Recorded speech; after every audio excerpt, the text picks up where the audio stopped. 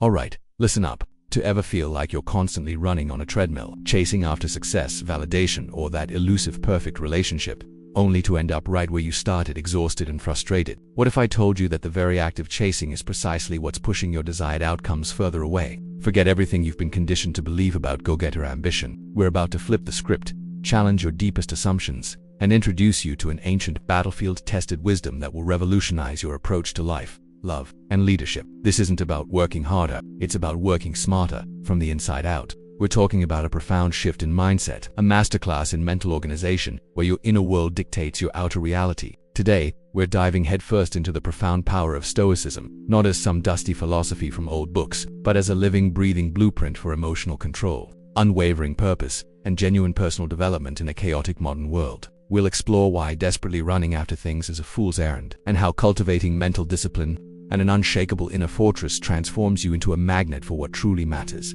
This isn't just theory, it's a radical re-engineering of your entire operating system. Are you tired of feeling powerless? Are you ready to stop being a pawn in life's game and start dictating the terms? Then buckle up. If you're ready to finally grasp the reins of your own destiny and learn how to attract, not chase, what you truly desire, then do yourself a favor.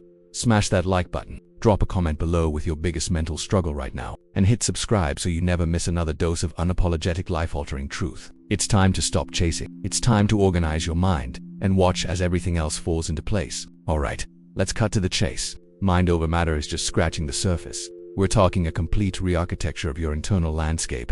Because here's the cold hard truth.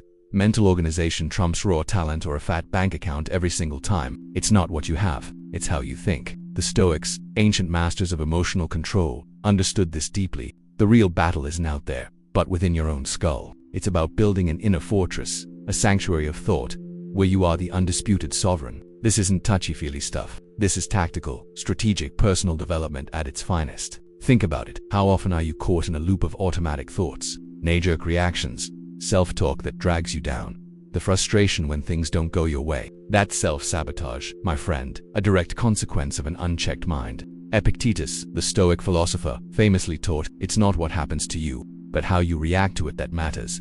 This isn't just a catchy quote, it's a radical call to mental discipline. He argued, our judgments are the true source of distress. The external world is neutral. It's our internal narrative, our lack of Stoic wisdom, that colors it and leads us astray.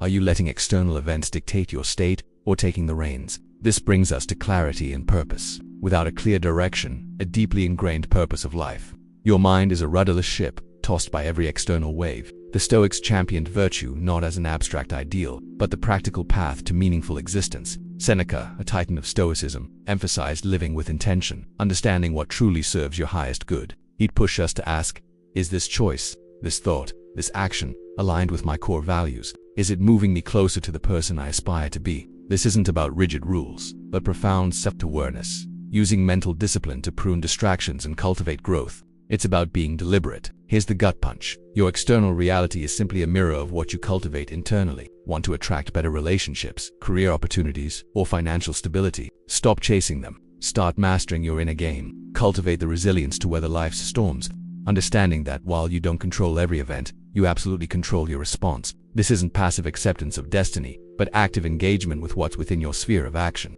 When you align your thoughts, words, and actions with your deep-seated purpose, the world begins to reconfigure around you. This isn't magic. It's the predictable outcome of profound personal development. Are you enjoying this message? Drop a like and comment where you're watching from. Now, let's keep this message rolling. So, forget superficial fixes. Forget relying solely on talent or money. The true power lies in your mental organization, in the unwavering discipline mental that allows you to sculpt your inner world. This Stoic wisdom isn't just about coping. It's about thriving, becoming the architect of your own experience. The path to genuine fulfillment and attraction isn't found in what you gain, but in who you become. Are you ready to stop being a bystander in your own life? Are you willing to do the hard internal work that makes the external easy? Because once you master this internal landscape, once you fully embrace this new mindset, you'll unlock a flow state where everything else truly does fall into place. This is just the beginning of how you reclaim your power and truly dictate your destiny. Alright, so you're ready to reclaim your power, to truly dictate your destiny. But here's the kicker.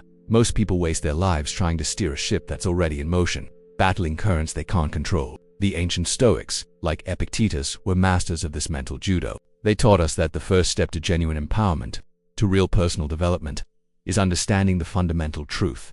Some things are within our control, and most are not. Think about it. Chasing external validation, seeking approval like a lost puppy that's trying to control other people's opinions. It's a fool's errand, a bottomless pit that saps your energy and leaves you feeling empty. It's time to wise up. This isn't just some old philosophy. It's a blueprint for modern living. Epictetus, a former slave who gained freedom and became a revered teacher, famously said, "We are disturbed not by things, but by the views we take of them."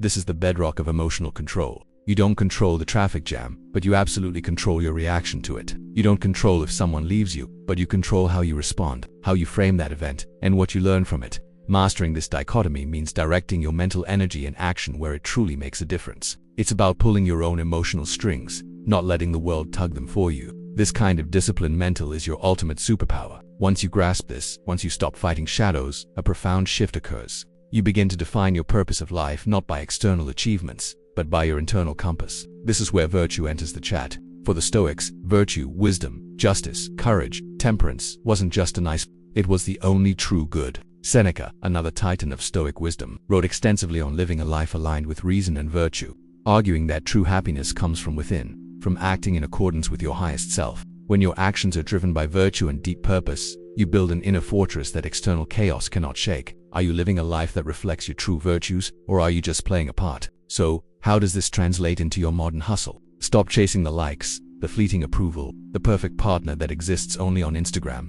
That's external, uncontrollable noise. Instead, focus on building your character, honing your skills, cultivating resilience in the face of setbacks. Marcus Aurelius, the philosopher emperor, meditated daily on these very principles, reminding himself that his own mind was his sanctuary. Your true power isn't in what you acquire, but in how you respond, how you learn, how you be. It's about building an unshakable inner game. Are you investing your limited energy into things that truly make you better, or are you still getting caught in the current of superficial desires? This isn't about apathy. It's about strategic action. It's about being a master strategist in the game of life, not a pawn. By understanding what you can control, your judgments, your reactions, your choices, your purpose, you stop being a passenger and start truly driving your own bus. This Stoicism isn't about being emotionless. It's about not being ruled by your emotions. It's about harnessing them, transforming them into fuel for your personal development. When you truly embody this, when you become the calm eye of the storm, you don't chase anything. You become the magnet. But what does it truly mean to become this magnet?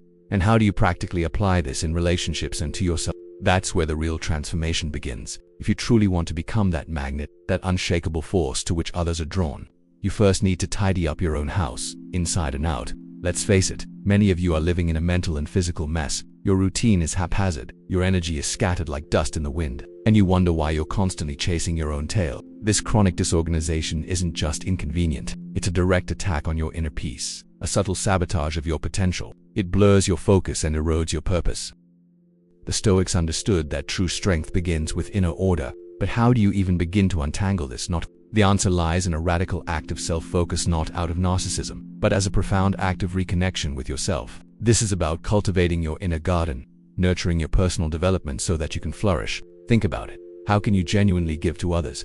How can you build truly meaningful relationships if your own foundation is crumbling? Seneca's Stoic wisdom advocated daily self-examination, a mental audit, not to lament over failures, but to refine your virtue and clarify your purpose. A well-ordered soul, he taught, is the only reliable source of external strength. You can't pour from an empty cup. A chaotic cup just spills everywhere. So how do you begin building this fortress of self? It starts with intentional mental discipline and crafting a routine that truly serves you. It's not about rigid perfection. It's about strategic design. It's about knowing why you're doing what you're doing, setting aside non-negotiable time for reflection, learning, physical activity, and quiet contemplation. This deliberate structure is your ultimate shield against external chaos, giving you an unparalleled advantage in emotional control. When your inner world is ordered, you are less reactive to the slings and arrows of fortune. You've become the calm eye of the storm. Are you ready to take command of your daily flow? Because, let's be clear, intentions are cheap. Everyone intends to be better, to be happier, but action, that's where it gets tricky. This bridge of discipline is what separates the dreamers from the doers, the talkers from the real players. Epictetus, the former slave who taught emperors, hammered home the idea that our true power lies in our choices, our responses, our actions, not in our fleeting desires.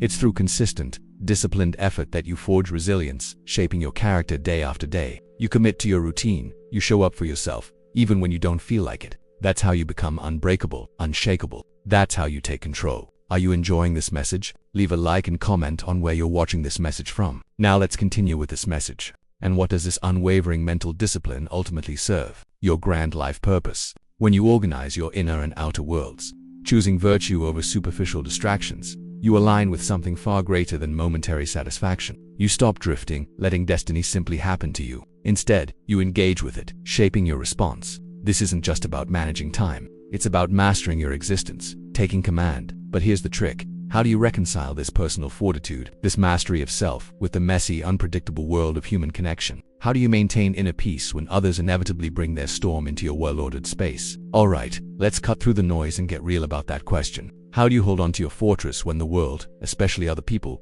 starts throwing rocks? Here's where Stoicism isn't just some dusty old philosophy. It's your tactical playbook. Epictetus, the no-nonsense former slave who literally walked the talk, laid it out plain as day. Some things are in our control, others are not. Your thoughts, your judgments, your reactions, that's your turf. Other people's opinions, their actions, their moods, that's outside your fence. Trying to control what's external is a fool's errand, a one-way ticket to frustration and losing your grip on emotional control. The real game changer is accepting this fundamental truth, freeing up your energy to master what actually matters, your inner response. See, the vast majority of our suffering comes not from external events, but from our internal interpretations and attempts to control the uncontrollable. When someone pisses you off, it's not their action that directly causes your anger. It's your decision to let it land, to let it fester. This is where resilience isn't just about bouncing back, but about building an internal filtering system. Seneca often reminded us that we suffer more often in imagination than in reality.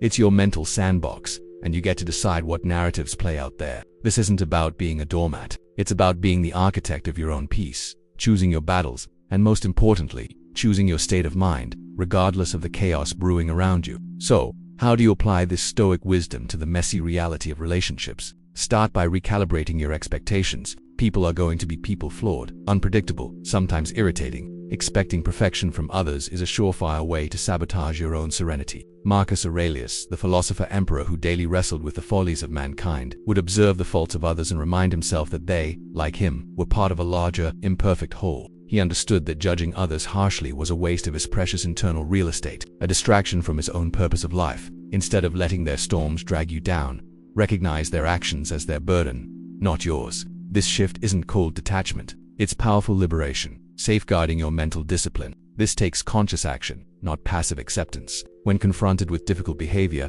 instead of reacting on autopilot, you pause to engage your virtue. You ask, what is the wise response here? What aligns with my deepest purpose? Maybe it's compassion, maybe it's a firm boundary, maybe it's simply letting go and moving on. This deliberate choice is the ultimate act of personal development. It's about understanding that you don't control the winds, but you absolutely control the set of your sails. Your destiny isn't merely what happens to you, it's how you choose to navigate those currents, making every interaction an opportunity to refine your character, to solidify your internal fortress. Ultimately, mastering your reactions to others isn't about becoming indifferent. It's about becoming truly free. It's about building an inner sanctuary so robust that no external storm, no matter how fierce, can shake its foundations. It allows you to engage with the world, and with people, from a place of strength, clarity, and unwavering emotional control, rather than being tossed around by their whims. But what happens when you've honed this internal power? How do you then choose who to let into your well-guarded space? And what does it mean to build relationships that truly elevate your journey, rather than test your boundaries? Alright, you've built your inner fortress, a true testament to your mental discipline. But here's the kicker. Your purpose isn't to fix broken people, it's to guard your damn peace. Real resilience ain't just weathering storms. It's knowing when to trim the fat from your crew. So, who is really earning their spot in your well-guarded space? Let me know below. If this sparked something, smash that like, share this wisdom, and subscribe. Next, we're diving deep into stoic boundaries, keeping your inner circle sharp.